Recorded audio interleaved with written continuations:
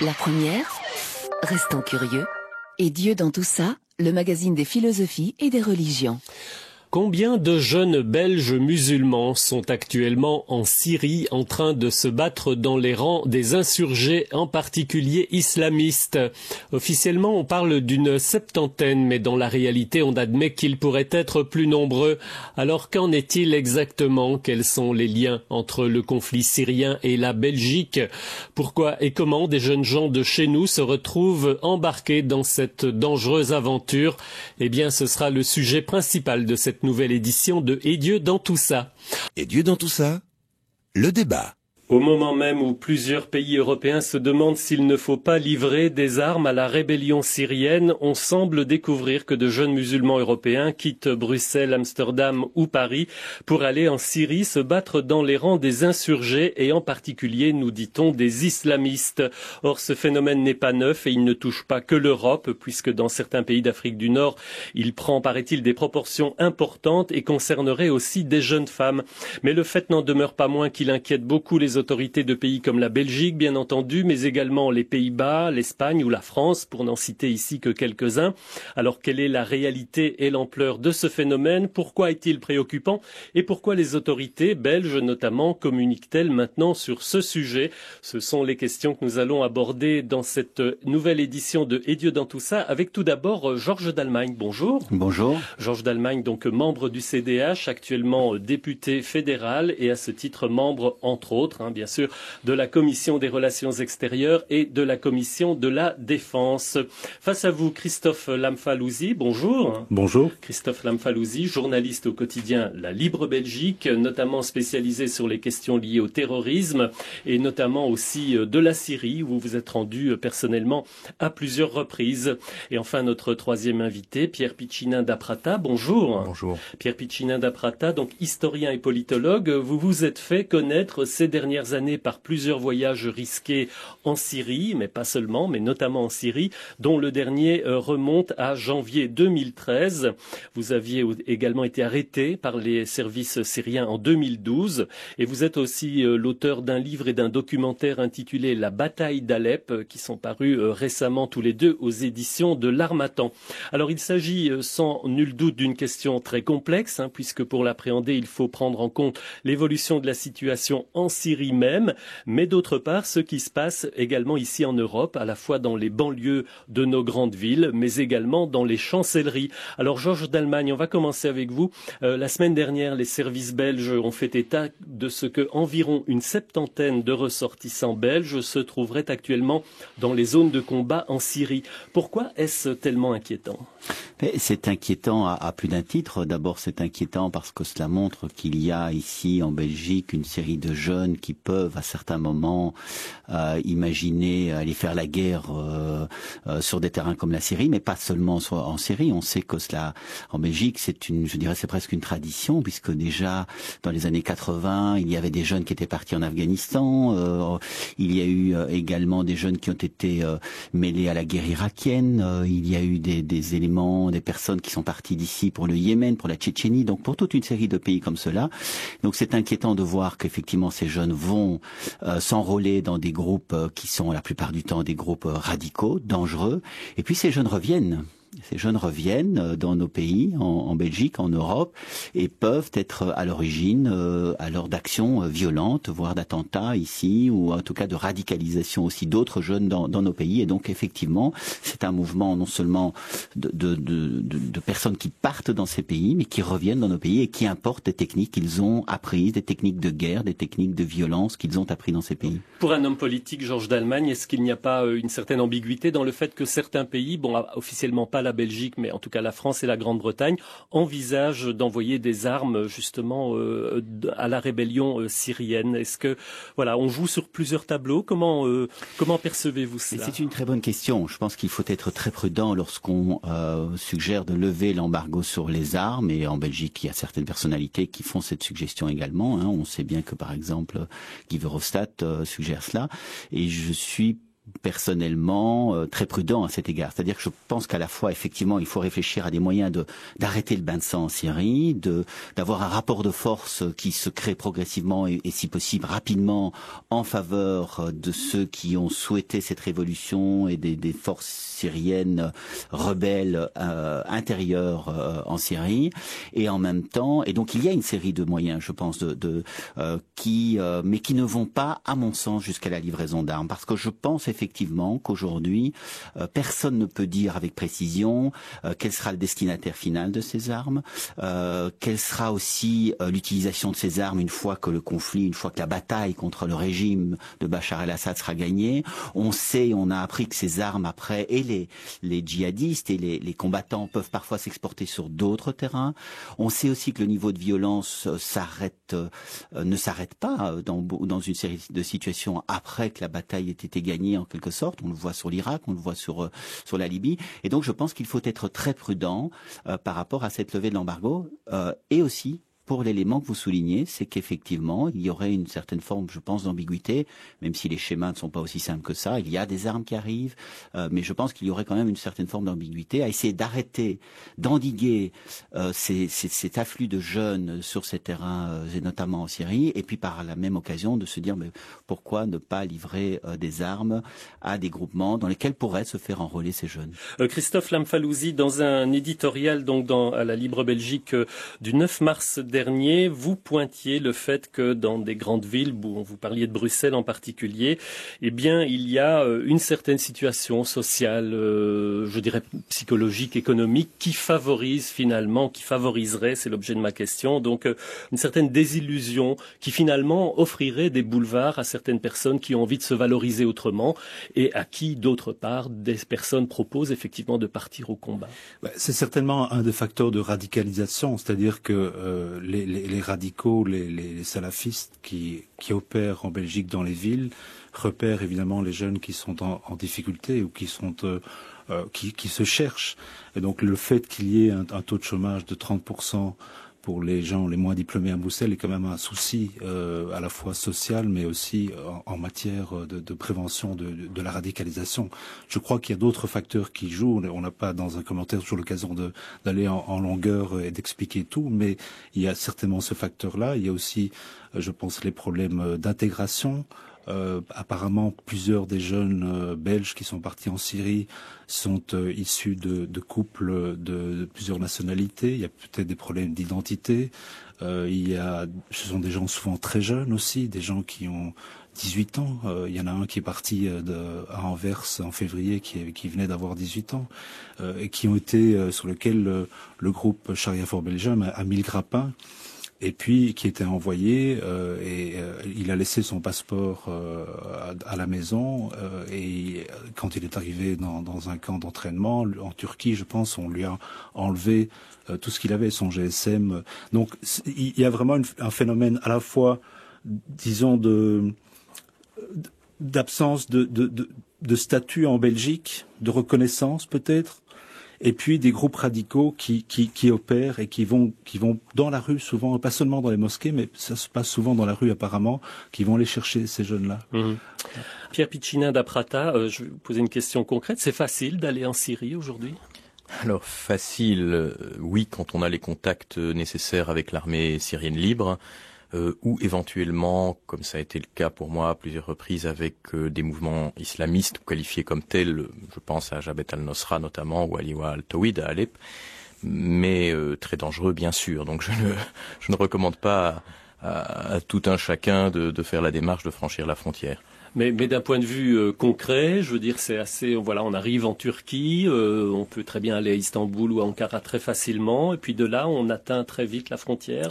Voilà, par le Liban aussi. Donc, une fois qu'on est à la frontière, on traverse cette frontière légalement ou non. Parfois, les Turcs ferment la frontière. Il m'est arrivé de traverser de manière illégale avec un passeur. Et ensuite, de l'autre côté, on a les contacts qui vous attendent et qui vous prennent en charge. Sur place, Pierre Piccinin d'Aprata, vous avez rencontré des Occidentaux qui avaient rejoint, je dirais, soit spontanément, soit par des filières organisées ? Alors, occidentaux de souche, si je peux dire les choses comme ça, non, jamais. Par contre, par exemple, ici en janvier encore, j'ai rencontré un jeune homme qui venait de la région de Toulouse. Je discutais avec un commandant dans une brigade, la brigade islamiste de Homs Idlib, Al-Farouk. Et il a reconnu mon accent français, il s'est adressé à moi en français, on a discuté un moment, il était de Toulouse. D'accord. Alors, Georges d'Allemagne, est-ce que des décideurs en Belgique peuvent décider, alors prendre des mesures pour effectivement contrer ce genre de choses, ou bien s'agit-il d'un phénomène finalement qui échappe grandement aux autorités? Il y a des lois, hein, on peut peut-être revenir d'ailleurs sur ce sujet-là. Certaines sont activées, d'autres pas. Vous préconisiez, et d'autres avec vous, de prendre de nouvelles mesures, notamment parce qu'il y a aussi la question de la présence d'islamistes avérés ou réputés dans l'armée belge. C'est encore un autre sujet, mais on va voir qu'il est lié. Est-ce qu'il faut donc développer un nouvel arsenal juridique, croyez-vous ? En tout cas, je pense qu'il faut absolument à la fois endiguer ce phénomène, essayer également de prévenir cette radicalisation et aussi, au retour, voir ce qu'on va faire avec ces jeunes qui reviennent parfois dans nos pays. Mais est-ce qu'on saura quand ils vont revenir ? Alors, je peux vous dire que ça, c'est, je pense, quand même un élément qui a nettement évolué par rapport à la situation qui pouvait prévaloir il y a une quinzaine d'années. Je pense qu'autant il y a 10-15 ans, ce problème était largement encore sous-estimé. Moi, j'entends encore les propos du ministre de l'Intérieur de l'époque, Philippe Moreau, qui disait oui, on exagère un peu tout cela et ça. Je pense qu'aujourd'hui, il y a une prise de conscience très nette du gouvernement, de la ministre de l'Intérieur par rapport à cette question-là. Et donc, il y a la mise en place de dispositifs qui sont des dispositifs qui ne sont plurifactoriels, donc qui concernent à la fois la prévention, à la fois la répression, à la fois le renseignement. Et ces dispositifs, d'ailleurs, elle a mis en place depuis lundi une task force à cet effet. Ça passe par, d'abord, je pense, une détection beaucoup plus précoce encore de la radicalisation. C'est d'ailleurs une demande qu'elle adresse notamment aux communes et aux bourgmestres parce qu'en réalité c'est aussi l'agent de quartier, c'est aussi un réseau de proximité qui peut permettre de détecter les éléments qui sont en train d'essayer de recruter ou les éléments qui sont fragiles et qui sont en train de se radicaliser. Donc ça c'est extrêmement important. Moi j'ai été faire un tour il y a avant-hier à la demande d'une maman d'un jeune qui est parti en Syrie et j'ai été voir un quartier de Laken dans lequel je me suis rendu compte à quel point il y avait effectivement une maison des jeunes islamistes, une mosquée, enfin des éléments comme cela, et il y avait un tissu, je pense, qui doit être investi encore plus qu'aujourd'hui, notamment par des agents de quartier. Donc il y a cela, il y a tout cet élément de détection. Il y a, je pense, effectivement le fait qu'on doit incriminer, et c'est fait aujourd'hui à travers la loi sur le terrorisme, le recrutement, la formation en matière de terrorisme. Il faudrait voir effectivement si on ne doit pas encore aller plus loin, et donc il y a effectivement cette question de savoir s'il ne faut pas incriminer le fait de partir sur un conflit à l'étranger. Il y a cette question qui est là, elle est actuellement étudiée par le gouvernement. Et puis effectivement il y a le fait que au retour il faut, comme je le disais tout à l'heure, certains de ces éléments sont dangereux, et je pense qu'effectivement il y a aussi là tout un dispositif qui est mis en place.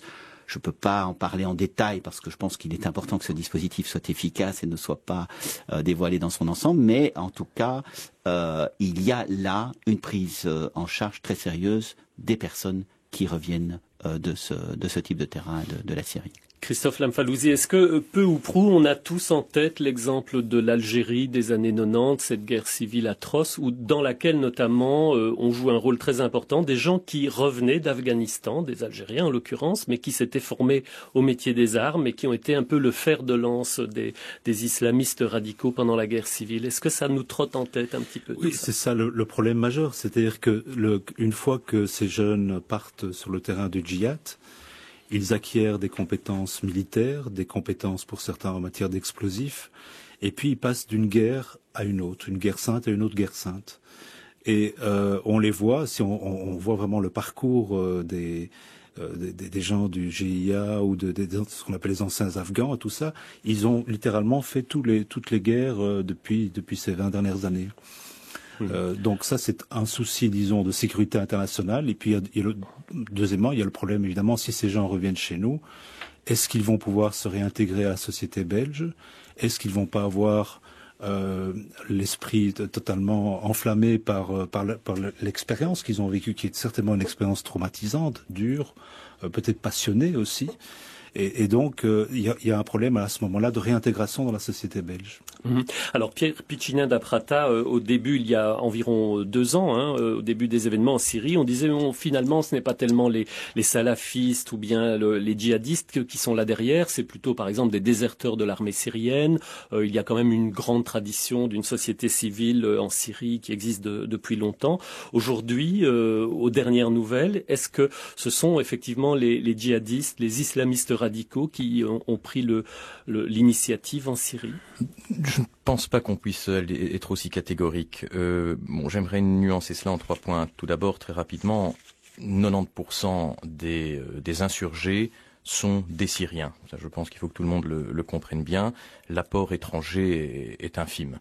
Deuxièmement, quand on parle d'islamistes radicaux, voire comme on l'a fait au niveau de Washington concernant Jabhat al-Nusra, de terroristes, bon, là je suis très très embêté parce que j'ai vécu avec ces gens pendant plusieurs semaines, à Alep notamment. J'étais sur les fronts des quartiers chauds comme Salah Eddin ou Saïf al-Daoula avec des brigades de Jabhat al-Nusra, à Idlib, à Marat Hanouman aussi. J'ai vécu au sein d'une katiba de Liwa al-Tawhid, j'ai rencontré la brigade al-Farouk. Ces gens ne sont pas véritablement des fanatiques barbus, enturbannés, le couteau entre les dents. Ça, je crois qu'il faut bien le comprendre. J'ai même un ami qui est commandant d'une katiba de Jabhat al-Nusra. C'est un jeune homme de 24 ans qui faisait des études d'économie à l'université d'Alep. Il est tout à fait occidentalisé. Et finalement, beaucoup des combattants de ces brigades dites ou qualifiées d'islamistes sont des gens qui faisaient partie de l'armée syrienne libre au départ. Et c'est un peu notre faute à nous les Occidentaux, en ayant refusé d'armer l'armée syrienne libre, qui est encadrée par des officiers sérieux, compétents, qui ont déserté l'armée régulière, qui sont laïcs. En refusant de les armer, on a poussé en quelque sorte les jeunes qui veulent se battre pour la révolution, qui sont sans armes, qui sont sans moyens, à rejoindre ces katibas dites islamistes, où ils trouvent des armes financées par les monarchies du Golfe, le Koweït, le Qatar ou l'Arabie saoudite. Donc là, je pense qu'il faut bien savoir ce que l'on qualifie de djihadistes ou d'islamistes. Enfin, ces jeunes étrangers, je parlais de ce jeune homme de Toulouse, de la région de Toulouse, j'ai rencontré de garçons de Bradford aussi. Quand on parle avec eux, la plupart d'entre eux n'ont pas été recrutés, ne sont pas arrivés là par des filières djihadistes. Ils ont décidé, je compare un peu ça parfois aux volontaires des brigades internationales de la guerre d'Espagne, ils ont décidé à un moment, face à l'inaction de la démocratie dans laquelle ils vivaient, en l'occurrence la France ou la Grande-Bretagne, de prendre un billet d'avion à leurs frais et de gagner le terrain et de se mettre à disposition d'une katiba. Georges Dallemagne, qu'est-ce que vous pensez de cette vision un petit peu plus rassurante que vient de nous apporter Pierre Piccinin d'Aprata? Non, moi je peux comprendre le raisonnement et je partage d'ailleurs assez bien cette idée. Sauf que je me souviens, ce conflit il a plus de 2 ans maintenant et au début du conflit, nous étions tous d'accord sur l'idée qu'il fallait absolument soutenir cette révolution, cette rébellion, y compris pourquoi pas militairement, mais nous étions face à le problème de l'égalité internationale et face au veto de la Russie et de la Chine. Et moi j'ai l'impression que malheureusement, effectivement, ce conflit aujourd'hui, il a changé quand même assez bien de nature. Il s'est d'abord internationalisé, il commence à déstabiliser les pays alentours, il s'est radicalisé, il y a une série d'éléments à l'intérieur qui sont radicaux aujourd'hui, qui sont essentiellement étrangers, mais enfin qui sont inquiétants, extrêmement inquiétants, et où je pense que la question se pose toujours, bien sûr, d'arrêter au plus vite ce conflit, de faire en sorte effectivement que ces révolutionnaires et ces rebelles du début puissent effectivement voir émerger leur projet d'une Syrie libre, d'une Syrie multiconfessionnelle, d'une Syrie indépendante, mais où je pense aujourd'hui que la levée de l'embargo, malheureusement, elle se pose dans un contexte qui a quand même fortement changé et où je pense qu'il faut essayer d'utiliser d'autres instruments, comme par exemple l'assèchement de certaines voies d'achat d'armement du régime ou d'éléments radicaux, comme par exemple aussi le fait que dans les zones qui sont libérées aujourd'hui, qui sont toujours sous un régime de sanctions internationales, il faudrait que les revenus qui émergent de ces zones-là puissent éventuellement être utilisés par les rebelles. Et puis aussi, je plaide, moi, pour qu'effectivement, dans le cadre du régime actuel de sanctions et d'embargo, soit mise en œuvre ce qui est aujourd'hui autorisé, c'est-à-dire un encadrement, une formation, où des instructeurs à ce moment-là internationaux seraient aux côtés de personnes qu'elles connaissent bien, qu'elles repèrent bien comme étant des personnes qu'elles souhaitent aider. Pierre Piccinin d'Aprata, il n'est pas trop tard déjà pour tout ça? Voilà. Pour compléter mon raisonnement, non, je crois que vraiment il n'est pas trop tard. Il est grand temps, mais il n'est pas trop tard. Et je pense que si on se décidait à armer ce qu'on appelle vraiment donc l'armée syrienne libre, pas les mouvements djihadistes qui tournent autour de ce mouvement. Et qui, eux, ont des armes à profusion apparemment. À profusion, n'exagérons pas quand même, c'est compté, mais ils sont fournis, on pourra peut-être expliquer comment. Par contre, si on se décidait, disais-je, à armer l'armée syrienne libre, on pourrait inverser ce mouvement dont je parlais à l'instant et on pourrait voir ces jeunes combattants, jeunes et moins jeunes, revenir vers les brigades de l'armée syrienne libre parce que finalement ces gens n'ont pas grand-chose à faire avec les islamistes. Et je ne crois pas que ce serait un problème d'amener des armes aux officiers de l'armée syrienne libre parce que eux, à plusieurs reprises, m'ont dit que les islamistes constitue un problème pour l'armée syrienne libre. Certains s'attendent même, s'ils renversent le gouvernement de Bachar al-Assad, à une guerre civile, à un conflit entre les laïcs et ces mouvements, ou certaines brigades en tout cas de ces mouvements. Christophe Lamfalusi. C'est vrai que dans l'absolu, il faudrait une solution politique. Ça, c'est ce que tout le monde souhaite. C'est ce que, enfin en tout cas pas les rebelles et sans doute pas le gouvernement, mais les gens. Les Syriens, je pense que la population syrienne veut la fin de la guerre et veut une solution politique. Évidemment, quand je vois ce qui s'est passé en Bosnie, où il y a eu un conflit de longue durée qui n'a pu basculer que lorsque l'OTAN est intervenue avec des bombardements assez ciblés sur les réserves, par exemple, de fuel de l'armée serbe, à ce moment-là, il y a eu un changement et on a pu arriver à un accord de paix.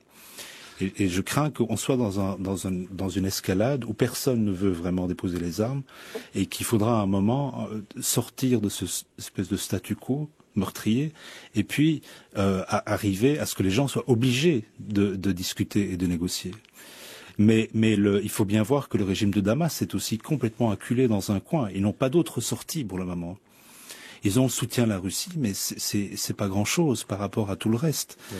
Et donc, il y a, par ailleurs, il y a une volonté, il me semble quand même du côté des rebelles, d'aller jusqu'au bout et de prendre le pouvoir. Ils ne veulent plus entendre parler de Bachar el-Assad.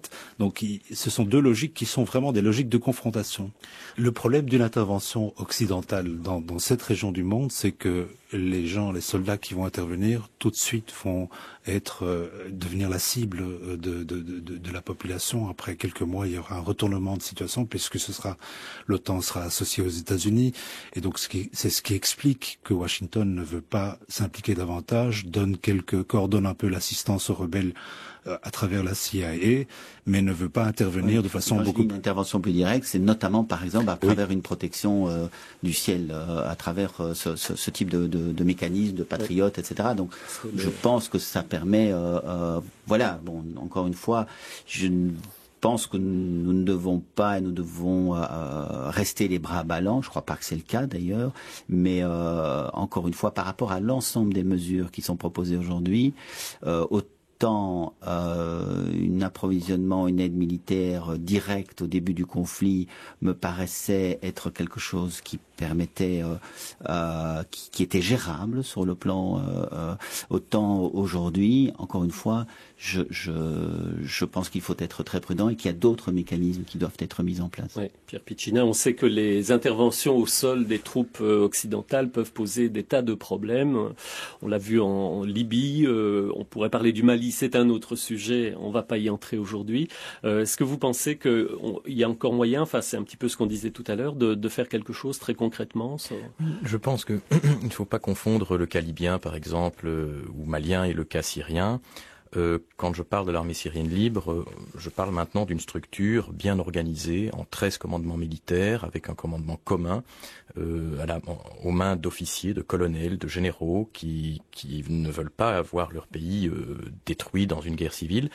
et donc qui vont se substituer finalement à l'armée régulière, et en coordination, il y a un bureau militaire qui existe pour cela, en coordination avec la branche politique de l'opposition, la coalition nationale syrienne.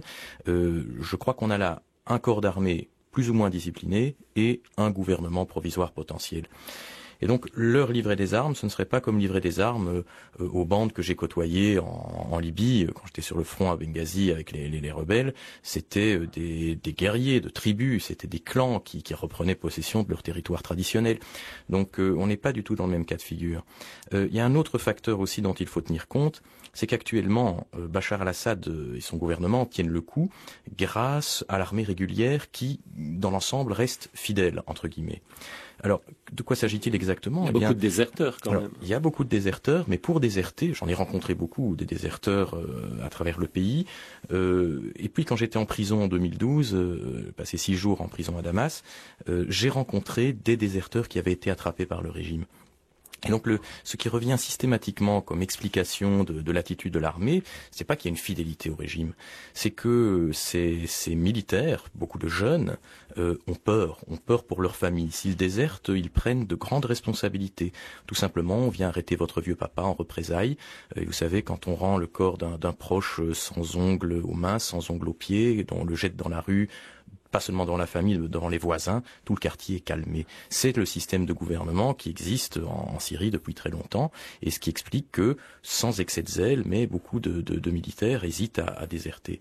Si l'armée syrienne libre, bien armée, avait une chance claire et nette, et plus qu'une chance même de renverser le régime, on verrait des régiments entiers, je pense, changer de camp. Alors il nous reste quelques minutes, on va revenir vers la Belgique. Alors on le disait, donc il y a quelques jours, des discussions au niveau du Parlement ont mis en lumière, notamment au niveau de la commission de la défense, des problèmes dont nous parlions tout à l'heure, la présence d'une septantaine de jeunes Belges. D'autre part, il y a quelques semaines à peine, il y a eu un jugement au tribunal d'appel de Bruxelles qui a finalement définitivement clos le procès, l'affaire Tabiche, dont vous vous souvenez, donc cette filière djihadiste qui comprenait en son sein un certain nombre de personnes. On a cité tout à l'heure le nom d'Abdelrahman Ayashi, qui maintenant est un chef militaire en Syrie, mais qui est un franco-syrien qui a vécu longtemps à Bruxelles. Il y a eu aussi une autre personne qui était un ancien militaire converti à l'islam et qui avait recruté des jeunes pour l'Irak et l'Afghanistan. Voilà, des cas qui apparemment sont très éloignés des grandes questions de géostratégie dont nous venons de parler, mais qui forment quand même des liens très directs entre la Belgique et ce qui se passe actuellement en Syrie. Christophe Lamfalouzi, est-ce qu'on peut véritablement faire ces rapprochements? C'est toujours dangereux de généraliser, mais ce que je trouve intéressant dans ce qu'on voit maintenant, c'est le rôle que jouent les convertis à l'islam, par exemple au sein de l'armée ou comme djihadistes. On sent qu'il y a un besoin de prouver quelque chose. Pour certains, on parle toujours d'une minorité ici. Dans le cas de l'armée, il y a par exemple les services de renseignement de l'armée ont identifié 16 salafistes au sein de l'armée. Ce n'est pas beaucoup par rapport aux 30 000 soldats de l'armée belge. Mais c'est intéressant de voir que là-dedans, il y a des convertis et donc des gens qui développent des thèses plus ou moins quand même radicales, un islam conservateur, au sein de ce qui est quand même l'armée qui est censée défendre le pays. Donc je trouve, ça c'est un élément qui m'interpelle, c'est le fait qu'il y ait, certains m'ont dit qu'il y avait jusqu'à 60 000 convertis en Belgique, ce que je trouve énorme. Mais il y a certainement aussi un phénomène qu'on m'a signalé, c'est que au plus on parle de l'islam, au plus il y a de convertis. Parce que les gens vont acheter le Coran et s'intéressent alors au Coran et à l'islam. Georges d'Allemagne. Oui, mais je me suis notamment intéressé à ce dont vous avez parlé, qui sont ces salafistes au sein de l'armée. Effectivement, c'est le ministre de la Défense, je l'interrogeais en séance plénière le 13 décembre, qui confirmait qu'il y avait alors très peu d'éléments, mais quelques éléments. Il disait qu'effectivement, ces personnes n'avaient pas leur place à l'armée, et je le suis évidemment totalement, parce que ce sont des gens à qui on apprend le maniement des armes, qui sont au courant de certaines informations éventuellement confidentielles, et qui vont éventuellement, le cas échéant, se battre sur des les terrains, comme l'Afghanistan ou le Mali. Et donc, je crois que ces personnes n'ont pas leur place à l'armée. C'est la raison pour laquelle j'ai déposé une proposition de loi pour avoir un screening systématique à l'entrée. Avant qu'il ne fasse partie des forces armées belges, et pour faire en sorte qu'effectivement on puisse là avoir systématiquement un screening de sécurité sur cette question-là, parce qu'on est encore une fois dans un cadre très particulier qui est la défense, les forces armées. Christophe Lamfalusi. Mais le risque, c'est qu'effectivement l'armée forme des gens pendant 2 ans, par exemple, et qui ensuite quittent l'armée. Et puis ils partent sur le terrain. Et donc le fils Hayashi, pour ne pas le citer, a été formé par l'armée belge. Et c'est au moment où il a demandé d'entrer dans la marine qu'il avait besoin d'une habilitation de sécurité et que le service de renseignement s'est rendu compte qu'il avait quand même un passé, il vivait dans un milieu très radical. Donc le risque n'est peut-être pas d'avoir des gens qui ont des idées radicales dans l'armée. À partir du moment où ils sont identifiés, ça va. Mais le risque, c'est de former des gens qui utilisent leur technique militaire pour se battre pour d'autres causes. On va peut-être rappeler au passage, Georges d'Allemagne, qu'il y avait un certain nombre de militants d'extrême droite qui étaient aussi mentionnés, donc c'est tout à fait autre chose. Donc il y a aussi des éléments radicaux d'extrême droite, et donc effectivement ma proposition vise l'ensemble des éléments radicaux dangereux et pas seulement les djihadistes. D'accord. Alors, je vais vous demander peut-être c'est vraiment la toute dernière chose. Est-ce que effectivement, on est dans un monde où en fait tout est lié. Je veux dire, quelque chose qui se passe en Syrie, loin d'être simplement quelques images dans un journal télévisé, ont un impact direct sur notre vie en société. Et inversement, j'ai envie de dire, est-ce que c'est vraiment l'une des leçons qu'on peut déjà tirer? Elle est un petit peu banale, mais enfin, est-ce que là, on la touche du doigt d'une manière beaucoup plus directe et beaucoup plus évidente, Georges d'Allemagne? En tout cas, le rôle des médias, je pense, est fondamental dans la solution qu'on peut avoir à ces problèmes, et notamment des réseaux sociaux, d'Internet. Je pense qu'il est extrêmement important, pour reparler de la question du recrutement des jeunes, qu'il y ait des contre-discours qui soient élaborés, qu'il y ait... j'ai rencontré récemment un diplomate américain qui m'a dit ce qui se faisait aux États-Unis, et on a aussi beaucoup à apprendre des pays scandinaves, de la Grande-Bretagne. Je pense qu'il y a là aussi un endroit qui est aujourd'hui potentiellement un endroit où des idées de haine, de violence sont diffusées, où il est extrêmement important d'être présent, de fermer les sites qui sont dangereux et d'avoir aussi un contre-discours sur ces médias. Pierre Piccinin d'Aprata. Pour revenir aux jeunes que j'ai rencontrés, aux jeunes et moins jeunes d'ailleurs, que j'ai rencontrés en Syrie, qui sont venus se battre pour la révolution, je n'ai pas eu l'impression qu'il y avait de la haine ou que leur motivation était foncièrement religieuse. Donc il y a probablement, puisque ça a été découvert, des éléments qui sont recrutés et envoyés sur place par des filières djihadistes. Je crois que majoritairement, enfin, comme disait Christophe, difficile de généraliser à partir de quelques cas, mais majoritairement ce sont des jeunes d'origine arabo-musulmane qui sont choqués par le fait que des Arabes, comme eux finalement, d'origine, meurent là-bas sans que l'Occident bouge, et qui décident à un moment de bouger. Je voudrais quand même ajouter, parce que je trouve qu'il ne faut quand même pas avoir non plus une image trop d'Épinal. La maman que j'ai rencontrée avant-hier, elle m'a dit « Mon fils est devenu à ce point dangereux que je préfère qu'il reste là-bas et qu'il ne revienne pas ici ». Je pense qu'il faut aussi écouter et entendre ce témoignage d'une maman qui se rend compte à quel point son fils est devenu dangereux pour la société dans laquelle il a vécu. Et donc je crois quand même qu'il y a là une alerte, une vigilance pour le responsable politique que je suis par rapport à des éléments qui sont devenus, pour des raisons très diverses, et qu'il faut pouvoir comprendre, intégrer, prévenir, mais qui sont devenus dangereux. Je vous entends bien et je partage tout à fait votre analyse. Ce qui m'inquiétait un peu dans le débat, c'est qu'on colle cette étiquette sur ces jeunes qui vont se battre là-bas, et qu'on effraie un peu finalement notre population, nos concitoyens, en disant attention, peut-être pas aller aider ces gens parce que ce sont des islamistes radicaux très dangereux. Du terrain, j'en ramène une image tout à fait différente. Christophe? Moi, je retiens surtout qu'il faut aider la communauté musulmane à faire face aux radicaux.